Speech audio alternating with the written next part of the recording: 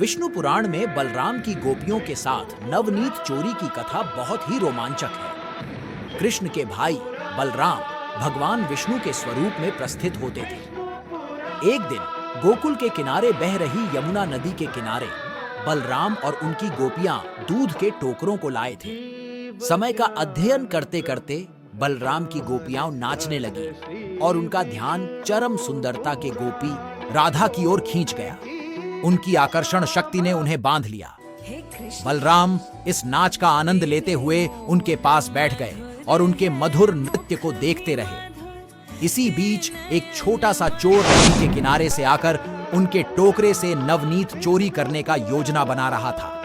चोर धीरे धीरे उनके पास आया और एक निजी अवस्था में नवनीत चोरी करने का प्रयास किया। बलराम ने इसे देख लिया, लेकिन उन्होंने किसी को उसकी ध्यान नहीं दिया। उन्होंने ध्यान सिर्फ गोपियों के मधुर नृत्य पर ही दिया।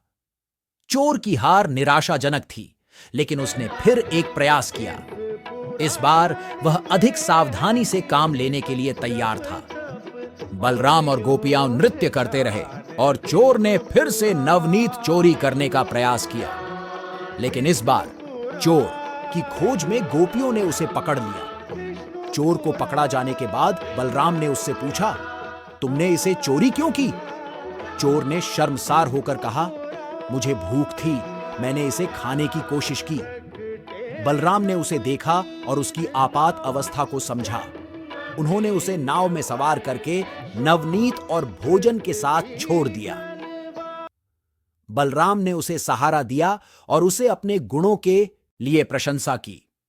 यह कहानी हमें यह भी सिखाती है कि कभी-कभी हमें दूसरों की मदद करना, उनकी जरूरतों को समझने के लिए हमें एक गहरी समझ और संवेदनशीलता की आवश्यकता होती है। बलराम ने चोर की स्थिति को समझा और उसे उसके द्वारा किए गए प्रयास के लिए सहारा प्रदान किया। उन्होंने दूसरे की आपात स्थिति को समझकर उसे सहारा दिया और उसकी प्रशंसा की, जिससे हमें यह सीखने को मिलता है कि हमें दूसरों के साथ दयालु और समझदार रहना चाहिए।